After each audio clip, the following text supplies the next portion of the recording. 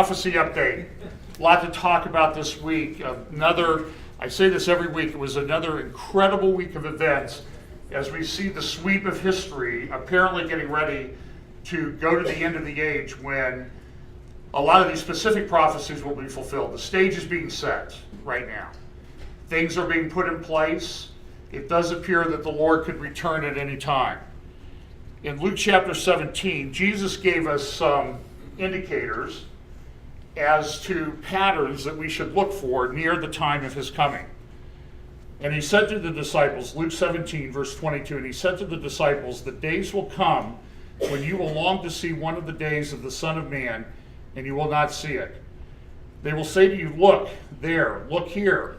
Do not go away, and do not run after them. For just as the lightning, when it flashes out of one part of the sky, shines to the other part of the sky, so will be the Son of Man in his day. But first he must suffer many things and be rejected by this generation. He was giving them some prophecy there, instructing them on how things were going to go. And then he said this, and just as it happened in the days of Noah, so it will also be in the days of the Son of Man. They were eating, they were drinking, they were marrying, they were being given in marriage until the day that Noah entered the ark, and the flood came and destroyed them all. And just as it happened, and then he goes on after giving them about the days of Noah and looking at what happened with the days of Noah, where Noah was rescued and his family were rescued, protected through the flood. He goes on then and talks about Lot and Sodom and Gomorrah. We all know the story of Sodom and Gomorrah. Luke 17 says, and it was the same as happened in the days of Lot. It will be just the same on the day that the Son of Man is revealed. Remember Lot's wife. Whoever seeks to keep his life will lose it, and whoever loses his life will preserve it. 2 Peter chapter 2 also talks about Lot and Sodom and Gomorrah and what were some of the things that were going on in Sodom and Gomorrah just before the judgment came. So Lot was, if you will, taken away from Sodom by force. Similar to what the rapture will happen to us. We will be taken away, we will seized and taken out by force, if you will. And Peter describes what was going on, though, how Lot was in those days, and I think it's a picture of what it'll be like for us in our day. And if he condemned the cities of Sodom and Gomorrah to destruction by reducing them to ashes, having made them an example to those who would live ungodly lives thereafter, and if he rescued righteous Lot, oppressed by the sensual conduct of unprincipled men, for by what he saw and heard, that righteous man, while living among them, felt his righteous soul tormented day after day by their lawless deeds. So Lot was tormented by what he saw going on. Then the Lord knows how to rescue the godly from temptation and to keep the unrighteous under punishment for the day of judgment, and especially those who indulge the flesh in its corrupt desires and despise authority.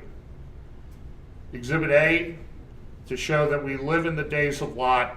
This is Gary Hall, the Dean of the National Cathedral in Washington, D.C., talking about a month ago about, well, you'll see. It's wisdom. The church came to its senses over time and labeled both racism and sexism as sinful.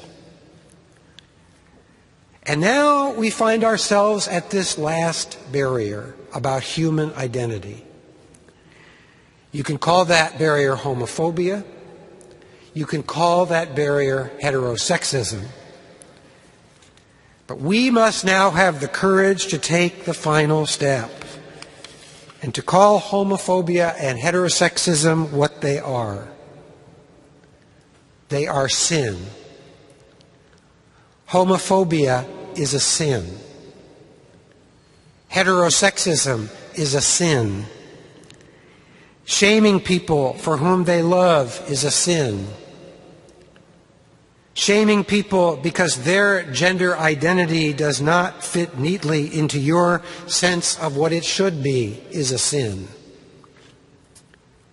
Only when all of our churches can say that clearly and boldly and courageously will our LGBT youth be free to grow up in a culture that totally embraces them fully as they are. That is the definition of an unprincipled man according to Scripture, who twists and turns the Scripture into something that he wants to hear and what makes him comfortable. And as you see the rise of that through the church, and mark my words, you will see this happening in what you used to consider conservative evangelical Bible churches. You will see a rise of the exact same kind of unbiblical, unprincipled reasoning in the days and weeks and months to come. You should pray for the people of California. Today, I think they got an extension through today to turn in petitions to get the transgender bathroom bill thing overturned. So they got a couple days extension. I know there was a lot of people working, putting on. And so a lot of churches are involved trying to fight at least a little bit against that aspect of clearly unprincipled, unrighteous, sinful conduct as the Bible defines it, not as some man's opinion defines it. It is an interesting time to be alive. The Bible tells us that there will be economic problems in the future, and I don't want to go into it a lot today, but this is a chart at the Of Two Minds blog yesterday, talking about the fact that if you want to retire around 2020, this chart says, uh-oh. And that's exactly when I was sort of planning on retiring, around 2020, I suppose. And what it says is there's not enough people to pay Social Security benefits. And Dr. Smith in the Of Two Minds blog goes through and analyzes it and just says that with the benefits that they're paying and what people are making and the increasing number of part-time, lower wage people, where they used to think, they used to have 8 or 9 people or 10 people working to pay taxes to support one Social Security recipient. It's now down to 2.5, but if you actually look at the benefits relative to what people are making, there are some, I think it's like 70% of the people are in a category where it takes anywhere from 25 to 100 of them to support one Social Security recipient. In other words, there's not enough people paying into the system or paying enough money into the system to make it work. And it is a transfer payment. There's no lockbox, there's no deposit or anything. All the money's gone, and the only way they do it is to get money coming in. And so there's a concern that we may end up with hyperinflation in the very near future. Don't know how that'll happen exactly. Let me see if I can explain for you. I'm not an economist. I work with banks, but let me explain. I try to explain it as simply as I can how hyperinflation might take off. Now, a lot of people are surprised that we don't have hyperinflation now because the Fed has been pumping money into the economy at the rate of $85 billion a month for years. That's increased the money supply, the available paper dollars or digits that are out there. But what's happened is the Fed is also, and they're smart people, they're also paying the banks and interest rates to keep the money locked up in the banks. So right now, the money supply, what's in circulation, has gone up pretty dramatically, but it hasn't shot up like it should have with all the money that's out there. But what eventually will happen is that interest rates to borrow money will start to increase. When that happens, the banks will cut loose with the money that they're holding back, and it's trillions and trillions of dollars. And when that hits the economy, there's a thing called the velocity of money, and when that happens, inflation is going to shoot through the roof. So just know that it's happened, but if you collect $100 trillion bills, your day's coming, because you'll, I think, have a chance to do that. Now, like I said, they've been incredibly intelligent in the way they've gone about it thus far, but at some point, there are risk factors that happen that they can't exactly predict or control. For example, this is the Japanese power plant at, what's it called? Fukushima in Japan. And as you know, there were 6 reactors there. 3 have been irretrievably damaged. The cores have, from all reports I've read, have melted down. The 4th reactor is also on the verge of happening. A 7.2 earthquake, which they expect to happen within the next 24 months, would completely destroy the plant and have a massive impact on the Pacific Ocean and the ocean life in the Pacific Ocean. People talk about risk. When they built that plant, they're smart people. The engineers went through and they looked at and they said, okay, what's the risk of building these reactors in Japan near a very, very deep fault? And what's the risk that that fault would cause anything? And they determined that the risk was very low. So they built the reactors. Well, guess what happened? 2 years ago, almost exactly 2 years ago, there was a massive, one of the strongest earthquakes ever. Tsunami hit that, earthquake affected it, cores have melted down, and now they have a major problem on their hand. So the risk factor that they thought was 1 in a billion is now 1 in 1 because it's already happened, and now they're talking about the fact, well, we're really at risk for a 7.0 earthquake, which will cause even further damage, and we think that might happen in the next couple of years. Couple that with the fact that we do deep water drilling all over the world, companies and countries to extract the oil. And for years, everybody said, well, what's the risk of a really deep well disaster? Well, a few months after this very remote event, what happened? We had the Horizon Deep Water oil spill in the Gulf of Mexico. So there you have 2 major catastrophic events that everybody thought were extremely remote, that they couldn't possibly happening within a few month period. Now, let's translate that over to Bible prophecy. People look at the Bible prophecies and the rather exact nature of the Bible prophecies, and people say, what are the chances and the odds that all those are going to happen? And you would say they're very remote. We'll be looking at some of the prophecies leading up to the birth of the Messiah, Jesus Christ. There were dozens of those prophecies, and the chances that all of those would take place within one human being in a certain period of time, but at the exact same time that the prophets really predicted that they would occur, everybody would say those chances are pretty remote. But we see that these risk factors in life, and the chances of Bible prophecy, they seem to track in that these risk factors that are pretty remote happen, these prophecies that seem pretty remote, they come true as well.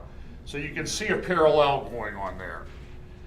Now, about this reactor, there was an article in the paper about a month ago. I don't know if some of you saw this or not. Bitter voyage of discovery across an ocean of despair. And it was a guy who lives in around Newcastle, Australia, took his yacht, sailed up to Japan, and then he went from Japan to San Francisco, across the Pacific Ocean. And he's done this before. He did it 10 years ago. And he said on the trip from Australia up to Japan, if you wanted to eat, you threw a line in the ocean and you started pulling in fish. And you could catch as many as you want all day long. As they were sailing this time, they noticed these massive ocean vessels around reefs that were essentially extracting all of the living fish from those reefs, picking the tuna or whatever they wanted and throwing the rest away dead. And they saw a number of these large vessels. They work all night long. They have big bright lights.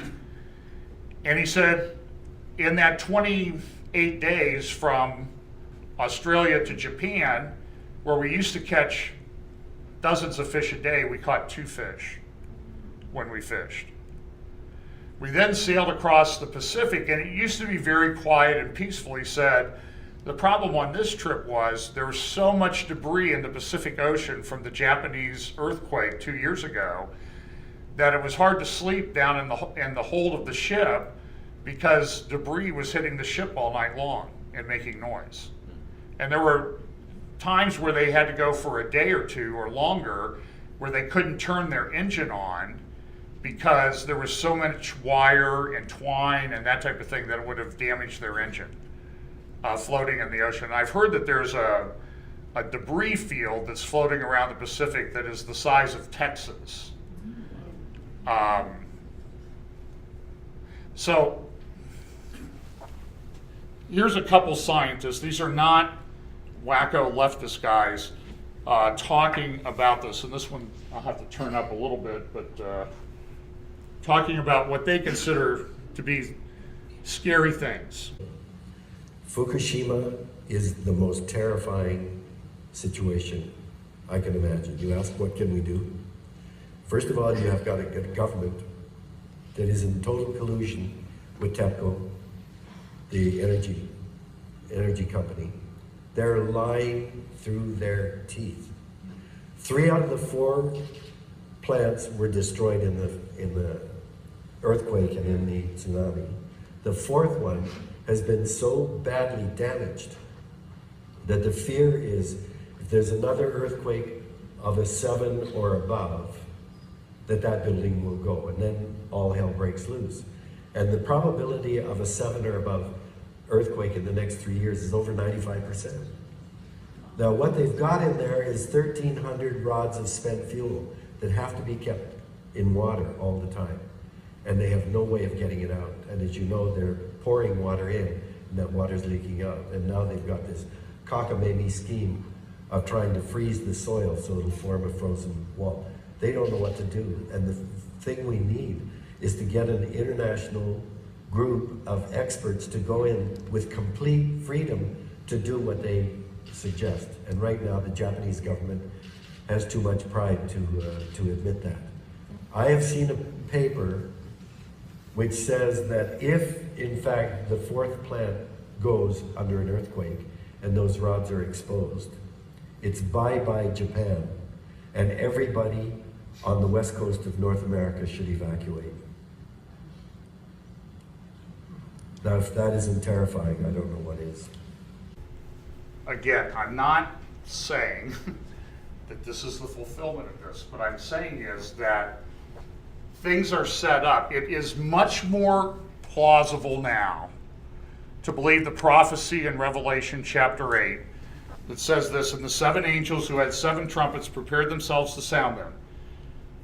First one sounds, then the second angel sounded, and something like a great mountain burning with fire was thrown into the sea. 1/3 of the sea became blood. 1/3 of the creatures which were in the sea and had life died, and 1/3 of the ships were destroyed. It's very plausible to believe that that prophecy could be fulfilled. Now, how God will fulfill that prophecy exactly, I don't know. Will he use this nuclear plant in some way? I don't know. I'm just saying, though, we live at a time where this one place in Japan has the potential of damaging a section of the planet where we get a tremendous amount of our food. And it could happen very quickly. And what would the impact of that be? In Luke chapter 21, it says, there will be signs in the sun and moon and stars, on the earth dismay among nations, in perplexity at the roaring of the sea and the waves, men fainting from fear and the expectation of the things which are coming upon the world. For the powers of the heavens will be shaken. Then they will see the Son of Man coming in the cloud with power and great glory. But when these things begin to take place, straighten up and lift up your heads, because your redemption is drawing nigh. Now, we talked about risk. What are the odds that there would be this nuclear plant that would have this problem? What are the odds that there would be deep water oil spill? What are the odds that within a short period of time after those 2 events that probably, most likely, the strongest hurricane or typhoon ever to make landfall took place 2 days ago in the Philippines? What are the odds of all that happening in a very short period of time? And you see this storm as it tracked across the Pacific. That storm The main center part of that storm, the gray area, would have covered an area from Berlin to London if it had been over Europe. It was, in some respects, 1,000 miles from north to south. It was a massive storm. Winds gusting to 235 or 50 miles per hour. The pictures that are coming out of the Philippines this morning show massive devastation. Here's a little report. Oh my God! Whoa! Whoa! Oh no! This is a look inside perhaps one of the strongest storms in recorded history. Oh my God!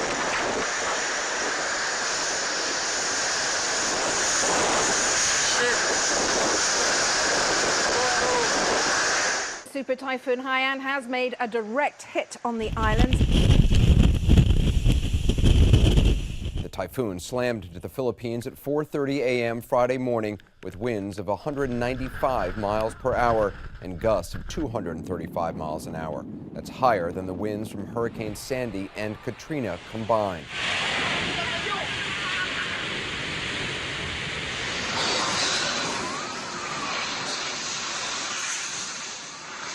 The powerful storm plowed through the island, leaving homes and buildings destroyed. Government officials say many devastated areas will be uninhabitable for months. The country's president says they are facing a calamity. This was the scene in Tacloban City, which was in the direct path of the storm. This reporter from CNN affiliate ABS-CBN was forced inside as the storm barreled in and watched the street below him become a flood zone. Water from the storm as high as 10 feet in some areas.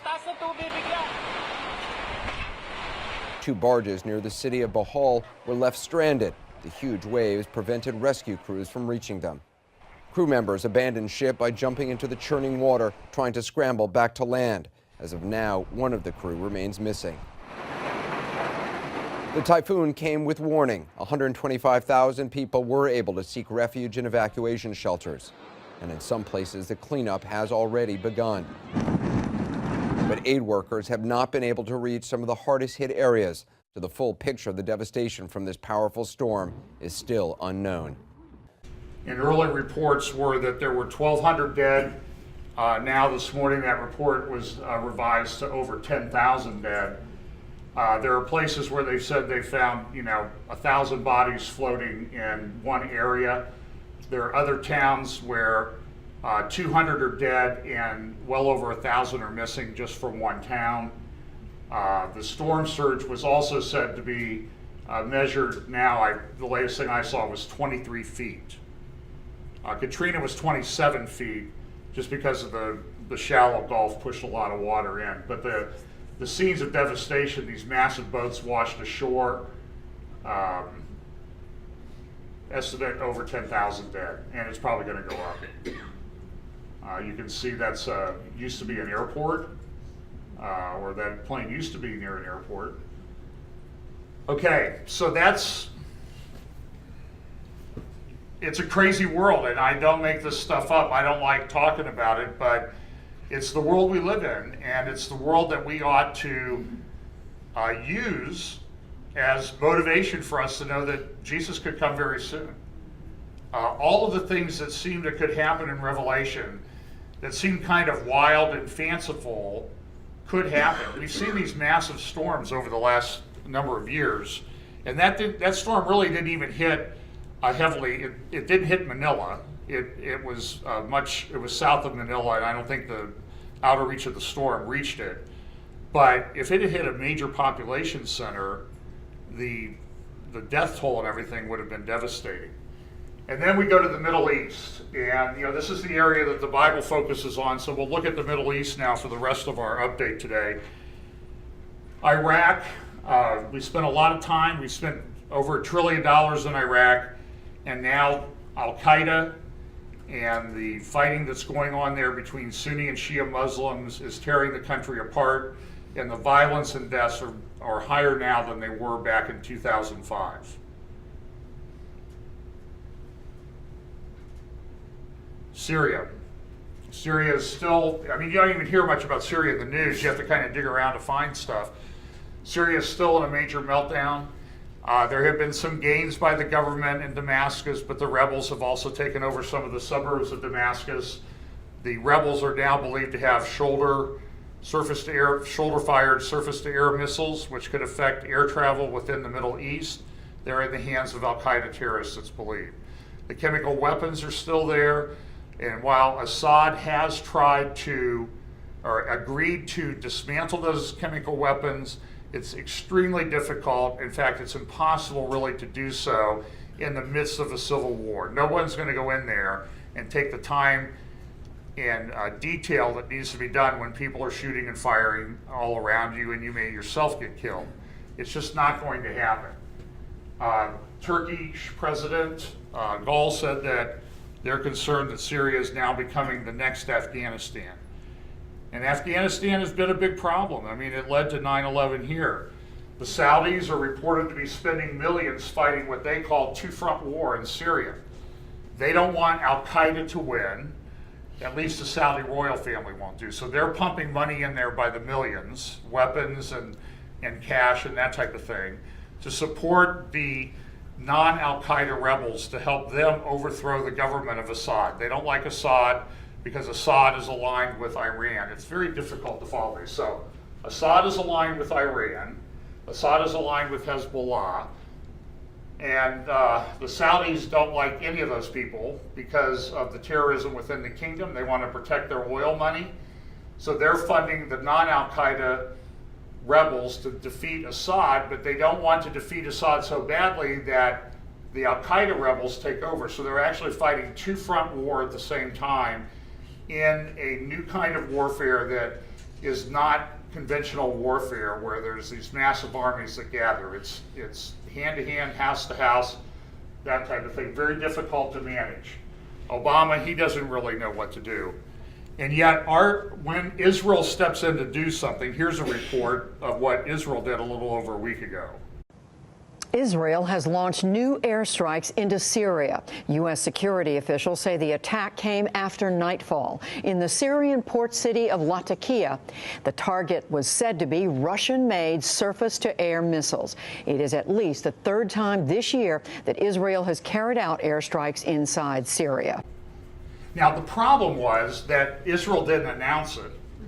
How did the people announce it? Our government, your government, the people that govern us went out and told the world that Israel had done this. Israel is furious with the Obama administration that they would leak this to the world press. Now, it's interesting, Israel does this and they don't really get in trouble for it. You don't see people lobbing missiles into Israel because people know that if they do retaliate against Israel, then Israel will cut loose with its firepower, and it has substantial firepower.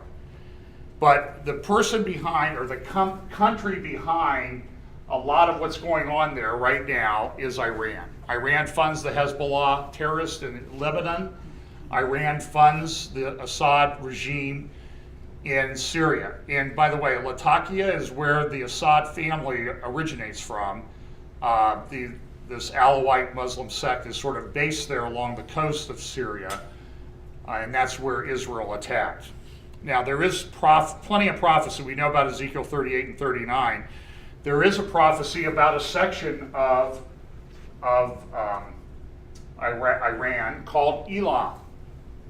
And Elam in this area is where some of those major nuclear reactors and facilities are that everybody's been talking about. And here's what Jeremiah 49 says about Elam. Thus says the Lord of hosts, behold, I am going to break the bow of Elam, the finest of their might. I will bring upon Elam the four winds from the four ends of heaven, and will scatter them to all these winds, and there will be no nation to which the outcasts of Elam will not go. So I will shatter Elam before their enemies, and before those who seek their lives, and I will bring calamity upon them, even my fierce anger, declares the Lord. And I will send out the sword after them until I have consumed them. Then I will set my throne in Elam and destroy out of it kings and princes, declares the Lord. But it will come back about and the last days that I will restore the fortunes of Elam, declares the Lord. Now, look, there are plenty of prophecies about Arab nations. I know Mike's done a series on the Arab nations and prophecy. There are a lot of very harsh prophecies about the Arab nations as we see them constituted today, in particular with the Muslim religion. There's also hope for those Muslim nations as well as they convert to faith in Messiah and believe in God. But Iran has had a 30-year war with the United States. This is a recent report. If you go back 10 years ago, last month, October 21st, 2003, the IAEA, which is the International Atomic Energy Agency, the ones that supposedly been monitoring Iran all these years and making sure that they don't develop nuclear weapons, back in October 10 years ago, they issued a statement and said, we've got the problem solved, okay? Here's what it said. The Iranian authorities reaffirmed that nuclear weapons have no place in Iran's defense doctrine, and that its nuclear program and activities have been exclusively in the peaceful domain. The Iranian government has decided to engage in a full cooperation with the IAEA to address and resolve through full transparency. What happened back then? Were the leaders of the world, the Troika they called them, Britain, France, and Germany, went in and made this deal? Were they duped or not? Were they deceived? Of course they were. The editorial in the Jerusalem Post this week says this. What a document, referring to the document that I just showed you. There it was, black on white, problem solved. Its true value was the piece of paper it was printed on. The Troika, France, Germany, Britain, three smart men with enormous political experience, knew it. Nevertheless, they proceeded as if it was enough to have created an illusion. They set aside everything they knew about the mullahs and played along. It was delusional on purpose. The Troika guys knew it was make-believe but didn't care. On the contrary, they were convinced that playing along with the mullahs, the Iranian religious authorities, was in their own interest. They were career politicians, not statesmen contemplating the values of liberty and integrity or weighing them against the criminal schemes of Islamist extremists. As much as the mullahs were, the Troika guys were playing for time. On their return to their respective capitals, does this sound very much like some things that happened back around, say, 1938? Yeah. On their return to their respective capitals, they were welcomed by the media as true heroes. What did British newspaper The Guardian write exactly 10 years ago? It said this, quote, 3 European foreign ministers claimed a diplomatic coup yesterday, securing agreement from Iran over its nuclear program, which could diffuse a brewing crisis with the U.S. In other words, U.S., you want to talk about force and war and bombs and all this stuff. We're smarter than you are. We're going to get it on paper. How'd it work out? But the mullahs lied, the Troika lied, and the media lied. The leader of the Iranian delegation with whom the Troika claimed a diplomatic coup, take that, George Bush, was tough but fair to deal with, Jack Straw. He was the English Foreign Secretary at the time, recently said. And who was the negotiator? Hassan Rouhani, the current president of Iran. Much going on with regard to this Iran and the Palestinian negotiations with the Palestinians. Here's Caroline Glick looking a week or so ago saying this. Also this week, U.S. Secretary of State John Kerry took a swipe at Prime Minister, this is about a week and a half ago, Prime Minister Benjamin Netanyahu for daring to question the administration's total commitment to negotiating with Iran.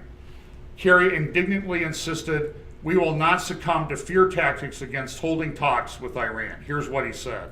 And we are engaged, as the President has charged me to be and has welcomed an opportunity to try to put to test whether or not Iran really desires to pursue only a peaceful program and will submit to the standards of the international community in the effort to prove that to the world.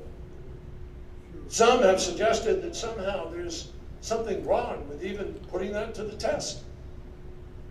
I suggest that the idea the United States of America, as a responsible nation to all of humankind, would not explore that possibility, would be the height of irresponsibility and dangerous in itself. And we will not succumb to those fear tactics and forces that suggest otherwise. Now, who would the some have been that suggest that this would be a bad deal? Who was he referring to? Who did he not have the courage to name? Benjamin Netanyahu and the Israeli government. Taking a slam against our best ally in the Middle, well, what we used to think was our best ally in the Middle East. But if you think that anything that Obama says that he supports Israel is anything but an abject and complete lie, you are delusional as well, okay? The man is a complete fraud and liar. He has an agenda. He's very clever. Do not dismiss him as unintelligent or bumbling. He is doing all of this stuff by design, my friends. This is all part of a plan. And because we are now, with no question in my mind, as a country under God's judgment, he's going to get away with it. By the way, do you ever wonder what a Kerry administration would look like? You're seeing it, folks. And then this just reported yesterday. Obama has secretly lifted sanctions against Iran upon the election of Rouhani. And now this is coming to light. It happened months ago. Why is he doing that? What advantage is there? Unless you are so intent on having a legacy of creating what you consider to be Mideast peace, that you will do anything to destroy one of the parties that you can't control. This week, Iran. Everybody's running back and forth. I mean, I don't know.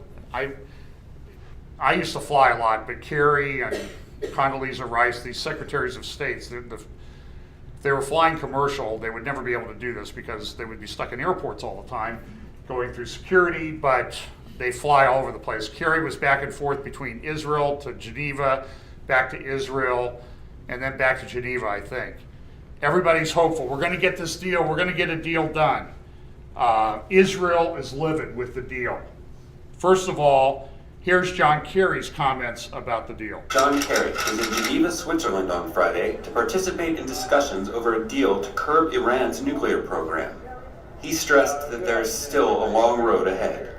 I want to emphasize there are still some very important issues on the table that are unresolved. It is important for those to be properly, thoroughly addressed. And then back to Jerusalem, Benjamin Netanyahu responded. But Kerry's cautious tone wasn't enough to calm Israeli Prime Minister Benjamin Netanyahu, who continued on Friday to slam any possible compromise and said that Israel would not be bound by any deal struck. And here's what Netanyahu said exactly. I met Secretary Kerry right before he leaves to Geneva. I reminded him that he said that no deal is better than a bad deal.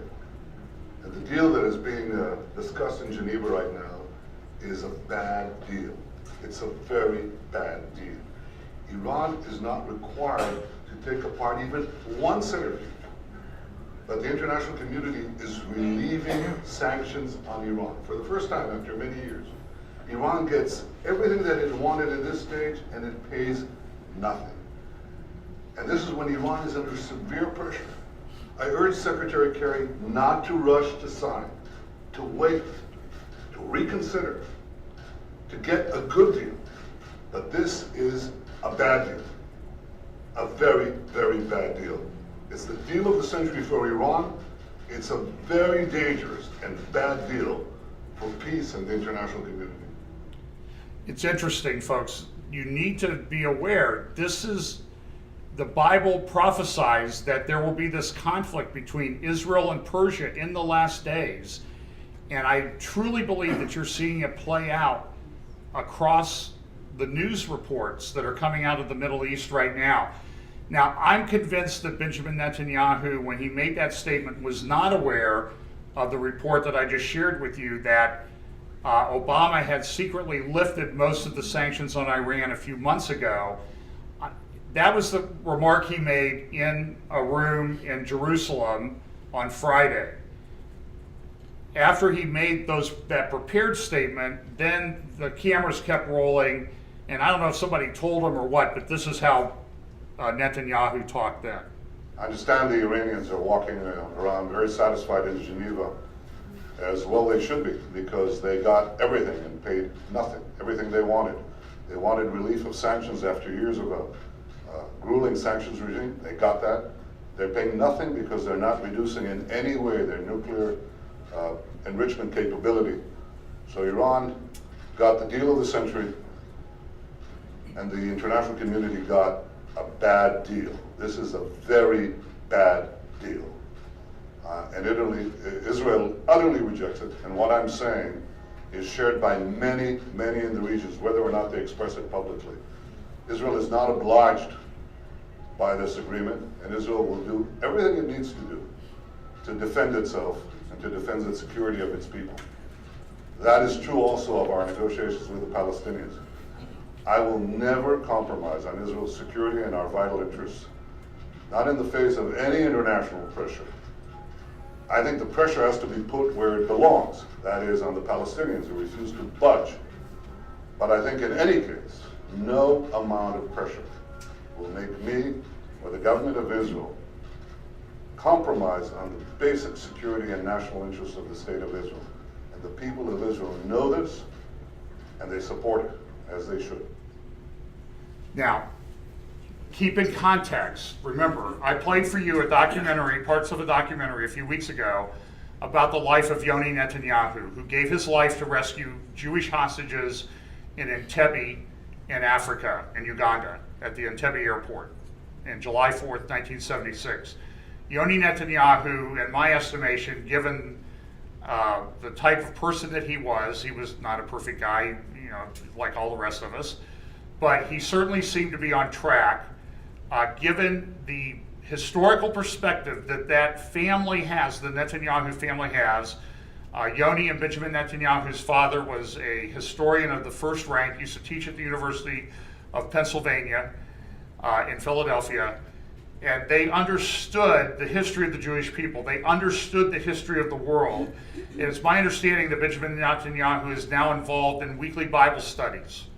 And when he gets up in front of the UN and quotes Bible prophets like Amos, you need to understand the significance of that happening. The other thing, though, to put into context is not only is his family, the loss of his beloved older brother, what motivates him, but understand that yesterday was the 75th anniversary of something that happened also in 1938. Does anybody know what that was? Kristallnacht, the night of crystal, the night of broken glass in Germany, as the Nazis went through and destroyed and broke up Jewish shops and placed Jude on top of them. Folks, history is repeating itself again. The Middle East is full of more Nazis. They're still there. They're still active, and frankly, our government is in league with them. Why? Because our government's lost the ability to reason, because we are under God's judgment. So Kerry, there was no deal coming out of Geneva. Kerry had this to say late last night. We remain committed to preventing the proliferation of weapons of mass destruction, and we remain committed to protecting our allies, particularly our allies in that region where security is so critical.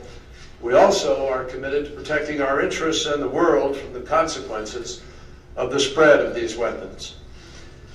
We came to Geneva to narrow the differences, and I can tell you without any exaggeration, we not only narrowed differences and clarified those that remain, but we made significant progress in working through the approaches to this question of how one reins in a program and guarantees its peaceful nature.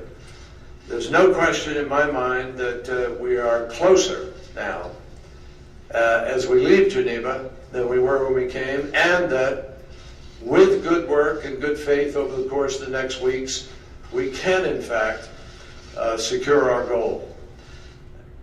Well, in one respect, I agree with Kerry in that I believe we are closer, but not to the thing that he thinks we're closer to.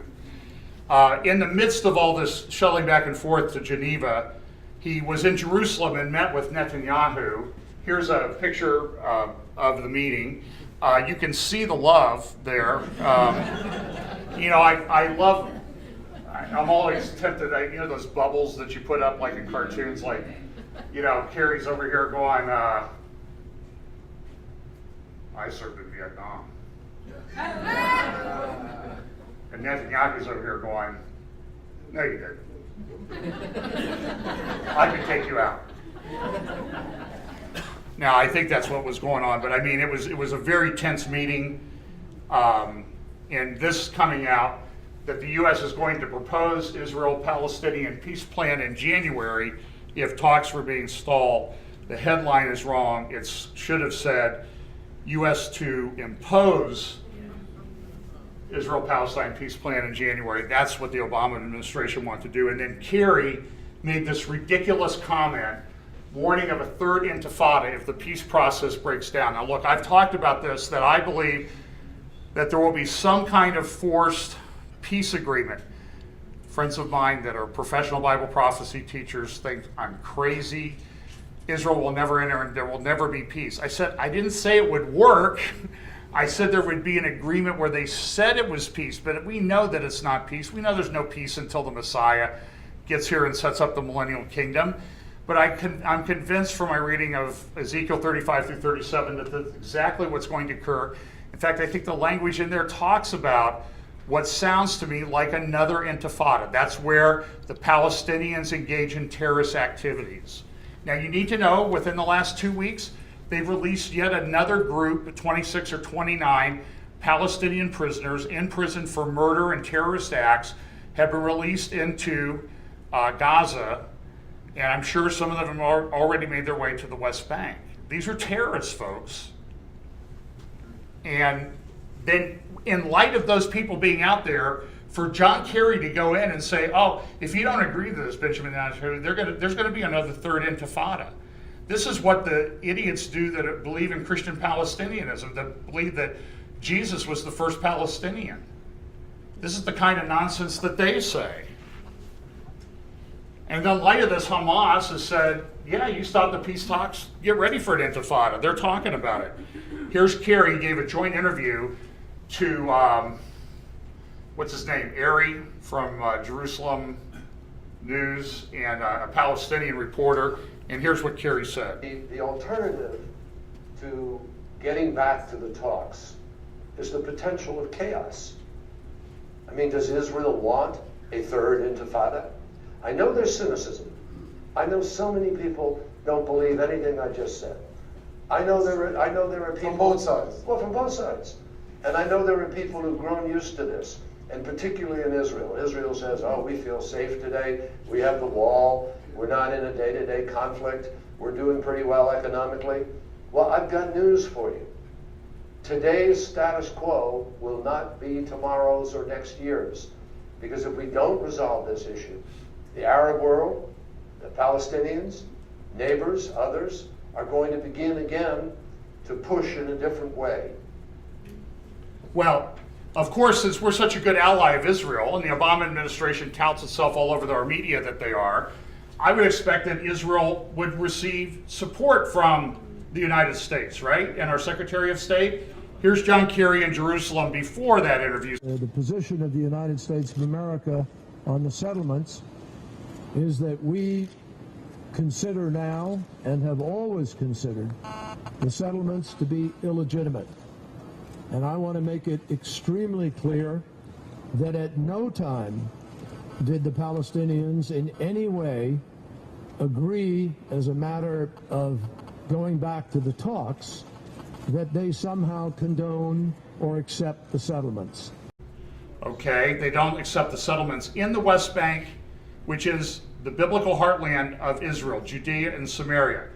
Imagine Jews actually living in the biblical heartland of Judea and Samaria is unacceptable to John Kerry. It is unacceptable to Barack Obama because they are operating under delusion. Okay? This delusion will only get worse from here. But understand it, and understand that it is part of God's judgment and it's part of God's plan.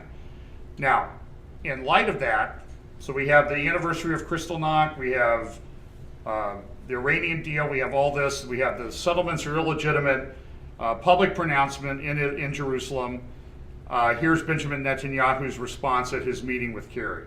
I'm concerned about their progress because I see the Palestinians continuing with incitement, continuing to create artificial crises, continuing to avoid and run away from the historic decisions that are needed to make a genuine peace.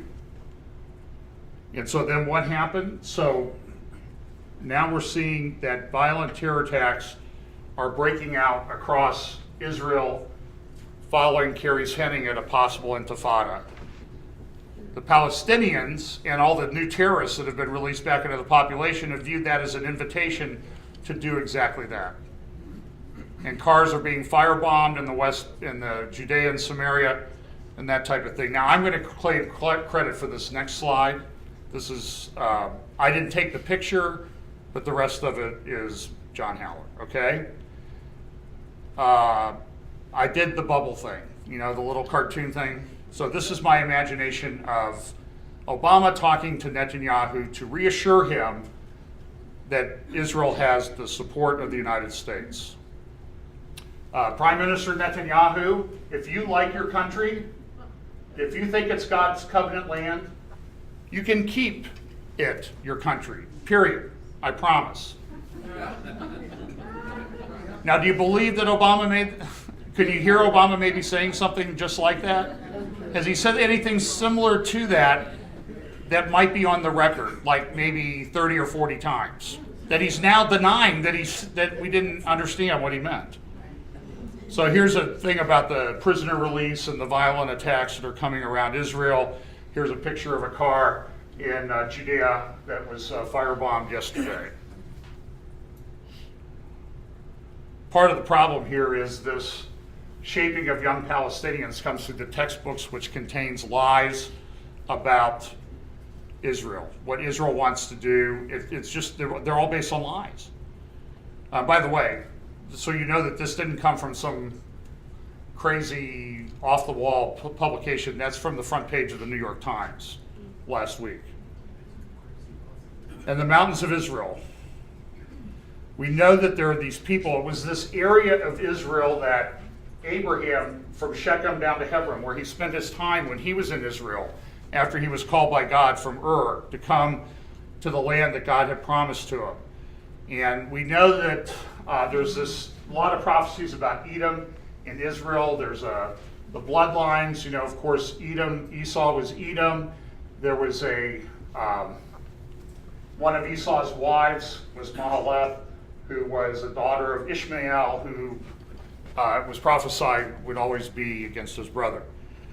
So I think there are prophecies there. Here's just from Ezekiel 35, some of what I was talking about, the mountains of Israel, the prophecy. And thou shalt know that I am the Lord, and that I have heard all thy blasphemies. This is talking about people who live in the mountains of Israel. This is what Ezekiel said would happen in the end times. Thou shalt know that I am the Lord, and that I have heard all thy blasphemies, which thou hast spoken against the mountains of Israel, Judea and Samaria, saying, they are laid waste, and they are given to us to consume. So can you see what will happen? I think it's clearly prophesied what will happen if there is a peace agreement that gives them a state that includes any part of Judea and Samaria. The Palestinians, who consider themselves the modern day Edomites, will say, we've got this land because we deserve it. And it involves the mountain of Israel. They are laid waste and given to us to consume. Now, the geography of Israel is very interesting. I mean, those of you who've been there, you know that the lowest place of land below sea level on Earth is the shore of the Dead Sea. This is looking from the south to the north up the Jordan Valley. You can see the Sea of Galilee there near the top of the photograph. Mediterranean Ocean to the left. Jerusalem would be right up in about this area. Jericho would be about here. And Joan Keene is here, so she's going to come and tell me I'm wrong. But the geography there is very interesting. This is a sort of a graphic that shows the difference. This is about 1,300 feet below sea level, and the Jordan goes down to 1,300 feet below sea level. Of course, the Mediterranean is sea level. The mountains of Judea and Samaria peak out at around 3,000 feet. The mountains in Jordan, biblical Ammon, and Moab peak out at around 4,000 feet. So this Jordan Valley is very strategic. You don't want to lose control of this valley. You want to control the high ground in any war. You don't want to lose the high ground, but you also want this Jordan Valley to be a buffer to prevent people from coming across the Jordan Valley and attacking you. And there are plenty of people that want to do that. And here's a little bit of graphic that shows that. Here's a video, I'm sure a lot of you have seen this, about, talks about the geography of Israel and why a two-state solution is very difficult. Itself from hostile invasions and terror. Israel is a small state surrounded by Arab countries 650 times its size, some of which are large bases of global terror. Only 44 miles separate between the Jordan Valley and the Mediterranean Sea. After the Six-Day War in 1967, when Israel was attacked by 4 armies on 3 fronts, United Nations Security Council Resolution 242 stated that Israel was entitled to new defensible borders to replace the previous fragile lines from which it was attacked. What are Israel's defensible borders? What are its essential security needs? The Jordan Rift Valley, Israel's eastern frontier, forms a natural barrier between Israel and the countries of Jordan, Iraq, and Iran. The Jordan Valley rises from an area that is 1,200 feet below sea level to a hilly ridge of up to 3,000 feet, creating a steep 4,200-foot virtual wall opposite any force attacking from the east. The growing threat of global jihad activity near Israel's borders requires it to prevent infiltrations of terrorists and weapons. When Israel left the Philadelphia corridor in Gaza, it became a highway for the infiltration of terrorists and the flow of hundreds of tons of ammunition and weaponry from all over the Arab world, aimed at Israeli civilians. The Jordan Valley is the equivalent of Gaza's Philadelphia corridor in the West Bank. To defend itself, Israel must retain control over the Jordan Valley.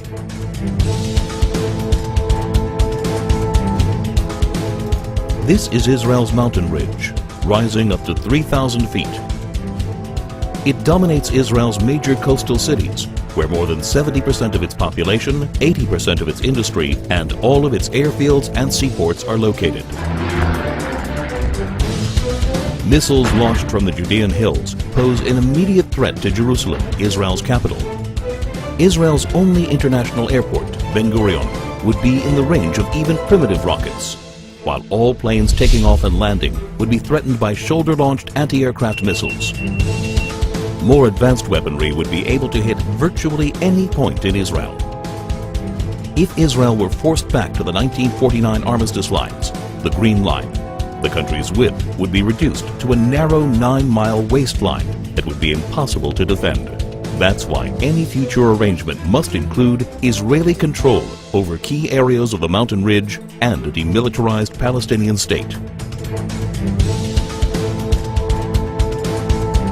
Israel's narrow borders means a combat aircraft can cross the entire country in under 4 minutes. In less than 2 minutes, an enemy plane could penetrate the country's airspace via the Jordan Valley and reach Jerusalem. In order to thwart an aerial attack on Jerusalem, a hostile plane must be shot down at least 10 miles east of the capital to prevent it from crashing into major population centers. Therefore, Israel must be able to identify hostile planes before they cross the Jordan River line and intercept them shortly after.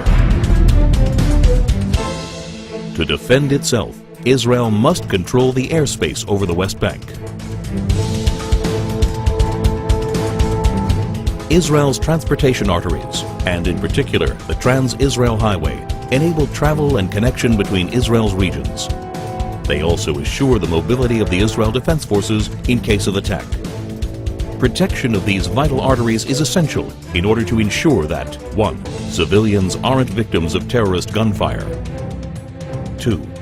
Regions of the country cannot easily be cut off. 3. The mobility of Israel's defense forces is not hindered in the case of invasion. To defend itself, Israel must control its main arteries of transportation.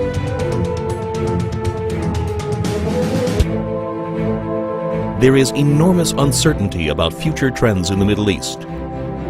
Iran is determined to become the supreme power as the U.S. withdraws from Iraq. No one can guarantee the future of many of the current regimes in the region. Today, more than ever, it is crucial to ensure defensible borders for Israel. I think that was filmed about 3 years ago, so that'll give you a little bit of perspective as to what they were talking about. Okay, just a couple more things and we're out of here. This is Israel.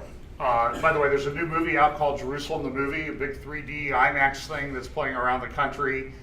I've been looking for someplace close. It's currently playing in a bunch of places, but not around here. I think it's going to be in Pittsburgh in March. That's about as close as I've seen it coming. So you might write to them and JerusalemTheMovie.com and say, hey, bring it to Columbus. But this is the Temple Mount. This is sort of the core of all of these things. And the Temple Mount itself was in the news this week. The Jews consider it sacred. More Jews are now going up to the Temple Mount than just about ever before. It used to be that they didn't go up there because they were concerned that they might walk someplace and defile it, and they hadn't gone through the right purification ceremony. But a lot of the rabbis have given them clearance to go up there, from my understanding, and a lot of them are going up there when they're allowed. And they're walking around. I've seen some people that have these virtual Hakodesh.il, I think it is. It's about the reconstruction of the temple. And these people, that looks like they're standing on the Temple Mount when they do these videos. And it's just driving the Muslim authorities crazy. Of course, in the Knesset this week, there was concern, the Arab members of the Knesset. Yes, there are Arab Muslim members of the Israeli Knesset. They're citizens of Israel. They participate in the government. They stormed out of the Knesset on a hearing about visits to the Temple Mount, claiming every time they said the word Temple Mount, they said there is no Temple Mount. They would shout Al-Aqsa, and they finally stormed out of the meeting. They need to go read some of their old publications. This is Al-Haram Al-Sharif, Jerusalem, a brief guide, published by the Muslim Council, Supreme Muslim Council in Jerusalem in 1924. And in it, it talks about, you see there the publication by the Supreme Jewish Council. It talks about the fact that there was a Jewish temple on the Temple Mount. Now they deny it, they lie. It's part of what they're allowed to do, part of the religion. There's a problem, though, that they never talk about. Now, most of you know that a Muslim 5 times a day is supposed to kneel and pray towards Mecca. Actually, towards the Kaaba in Mecca, the place where the black stone is, the building that was supposedly built by Abraham and Ishmael, that contains the black stone that supposedly it's black because it takes all their sins when they circle it. This is the Temple Mount, and the mosque, we are told, line up towards Mecca. There's a problem with the Al-Aqsa Mosque. And historically, Muhammad died about 635 AD. His followers were very inspired. They started taking over country after country. They took over Jerusalem about 662, 663 BC, and one of the buildings they built was the Dome of the Rock, and shortly thereafter, the Al-Aqsa Mosque that stands there. These buildings have been there for 1,400 years, if you go there to see them. They're very old buildings. There's a problem, though. So the Al-Aqsa Mosque should line up, when you pray there, it should direct you right towards Mecca. So here's how it should look. On a map, you can see Mecca down here, and you can see that the Al-Aqsa Mosque could direct you right towards Mecca. There's a problem, though. It doesn't. It goes on a straight line towards Petra. Uh-oh. In fact, if you go to Calvary Chapel Chino Hill's website, go back to September, go to the archives, calvarycch.org, go to the archives. Jay Smith spoke on Sunday night, around September 15th or so, and he said, problem with Islam. And one of the sections of his talk is he talked about how the Quran wasn't written for several hundred years. Until several hundred years, it was never committed to writing after the death of Muhammad. It was several hundred years. The hadiths, the things that Muhammad did and said, and the commentaries, they were over 200 years after the death of Muhammad. It was the first time that they were, it's a problem. I mean, we would have a problem with our scriptures if they were written down hundreds of years after the fact. But fortunately they're not, so we don't have to worry about that. But it's a problem for Islam. But if you take the line on the Al-Aqsa Mosque, you end up not at Mecca, you end up down in Egypt. So,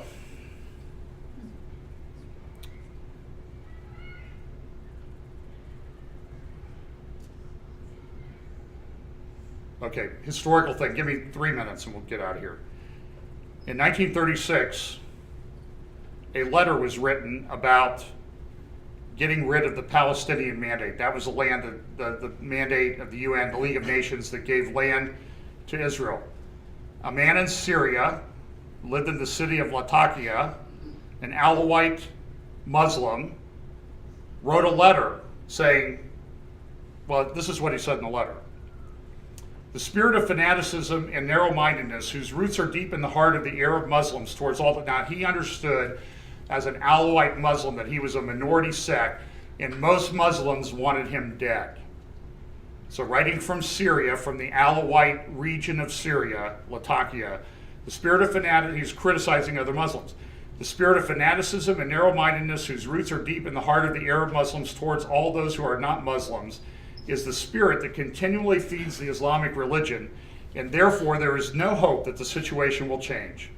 If the mandate, the Palestinian mandate, is canceled, the danger of death and destruction will be a threat upon the minorities in Syria, even if the cancellation of the mandate will decree freedom of thought and freedom of religion.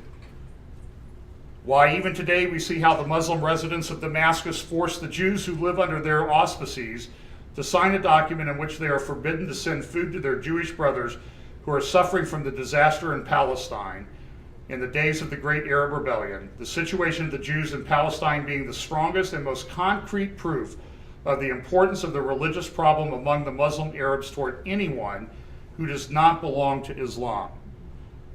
Those good Jews who have brought to the Muslim Arabs civilization and peace and have spread wealth and prosperity to the land of Palestine. This is 1936, okay, before the Jewish state was founded. And prosperity to the land of Palestine have not hurt anyone and have not taken anything by force. And nevertheless, the Muslims have declared holy war against them and have not hesitated to slaughter their children and their women, despite the fact that England is in Palestine and France is in Syria. Therefore, a black future awaits the Jews and the other minorities if the mandate is canceled and Muslim Syria is unified with Muslim Palestine. This union is the ultimate goal of the Muslim Arabs. They want to create a caliphate. This man grew up there. He was even a Muslim. He understood. By the way, the man's last name? Assad. Is the grandfather of the current premier dictator of Syria, and the father of Hafez al-Assad, the one who took over in a military coup in 1970. You see how quickly the world can change and everything can be flipped upside down? Look, I've said it over and over again, it's an exciting time to be alive. It seems like everything is wrapping up. The prophetic scriptures are, I think, becoming more clear to us as we watch things unfold. in the Middle East and elsewhere. So let's remember that. Jesus could come, live your life like that in light of his return.